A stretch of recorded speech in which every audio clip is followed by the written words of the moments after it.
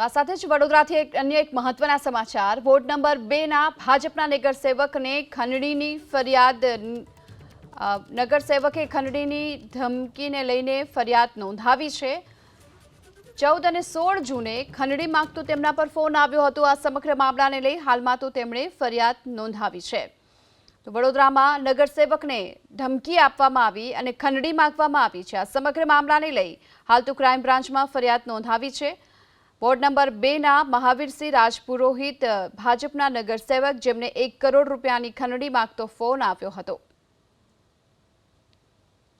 मैंने विगतवार पहला पूछी कि भाई आप सीताराम जी बोल रहे हो, आप बड़ौदा से बोल रहे हो, खेतेश्वर से बोल रहे हो। बोला कि हाँ हूँ ત્યાંથી જ બોલું છું।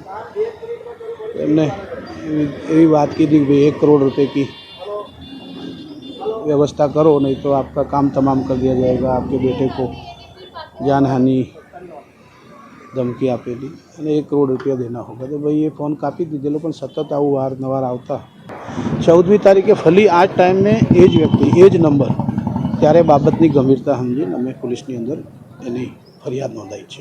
આવા કોઈ પણ ત્રાહિમ વ્યક્તિ જ્યારે ફોન કરતા હોય તો સમાજમાં થોડીક હિંમત કરીને બહાર આવી અને પોલીસ ફરિયાદ કરવી જોઈએ। હું એવું માનું છું ચોક્કસપણે કે આપણે આપણા તરફથી પૂરતો આપીશું તો પોલીસ બિલકુલ એની યોગ્ય કાર્યવાહી કરશે।